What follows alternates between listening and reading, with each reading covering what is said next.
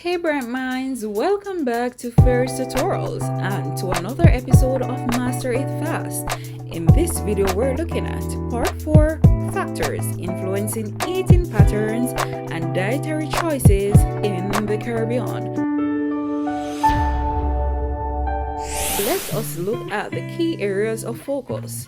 1, we're looking at the main factors that affect food choices in the Caribbean. 2, how age, income, culture, and more shape eating habits, and also sample questions for your exam prep.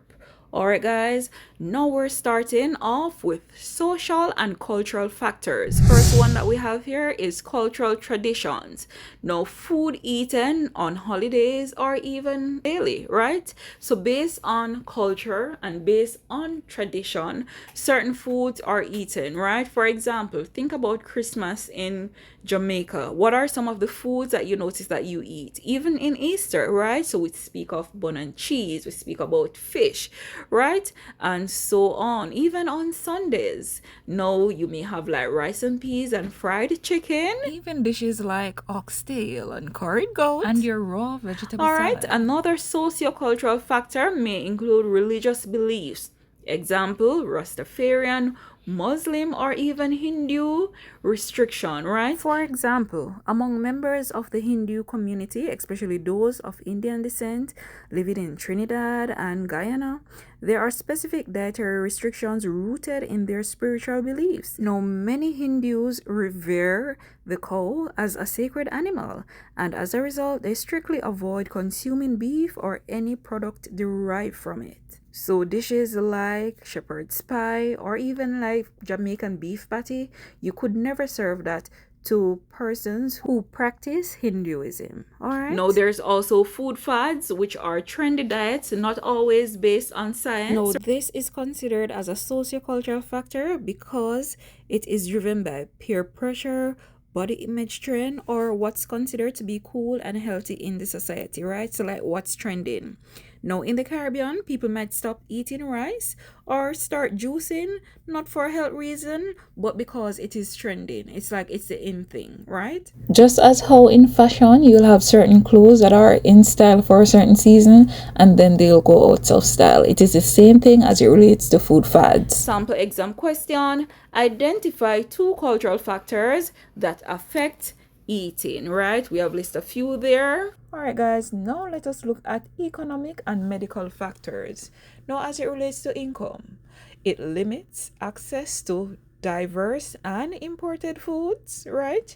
Medical conditions, so diabetes, hypertension may require special diets, and as it relates to age group, children, teens, elderly, they all need different nutrients as well based on the stage of their body or what their body is going through. Medical conditions, those persons will have to consume diets that are low in sugar, right?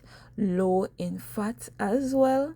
As it relates to hypertension, low in salt, low in fats as well. Age group, children will need foods that are rich in protein and calcium just to accommodate their growing bones and teeth and also to build and repair body tissues. Teens will need, especially females, will need iron, vitamin C because of the onset of menstruation. The boys will need calcium for the growth of bones, protein for muscle mass, all that stuff, right? And as it relates to elderly, though their food should be low in fat and also high in fiber.